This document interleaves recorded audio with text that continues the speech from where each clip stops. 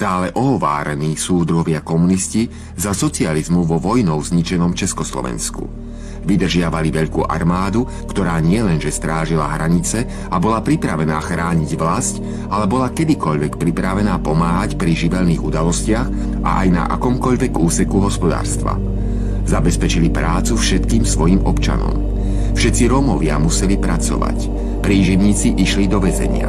Ten, kto neplatil výživné na deti, išiel do väzenia, tam musel pracovať a peniaze išli matke a deťom.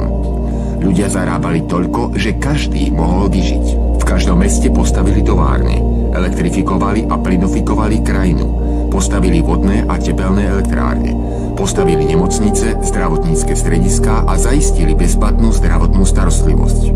Postavili obrovské množstvo cenovo dostupných bytov, ktoré ešte dnes majú takú cenu, že hypotéku na nich treba splácať celý život. Ich nájom bol veľmi lacný. Ceny energií boli veľmi lacné. Školstvo na všetkých stupňoch bolo úplne bezplatné. Postavili školy s jedálňami, telocvičňami a ihriskami. Vybudovali vodovody. V každej obci postavili kino, knižnicu, kultúrny dom, požiarnu zbrojnicu, poštu a obchod.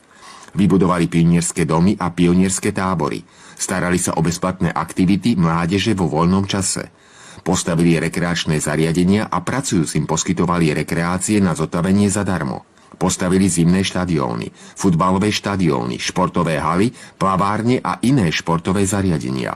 Vybudovali bezprašné cesty do každej dediny. Stavali diaľnice.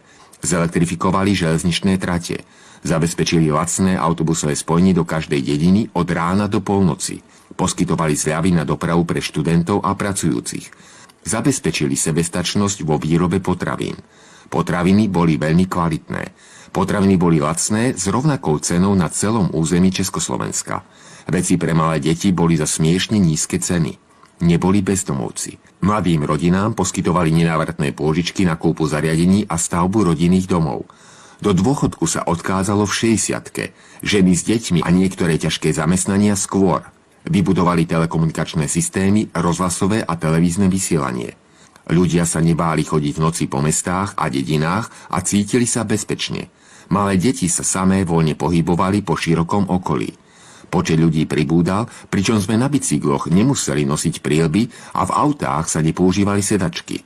Nechránili sa osobné údaje, lebo ich nikomu nebolo treba.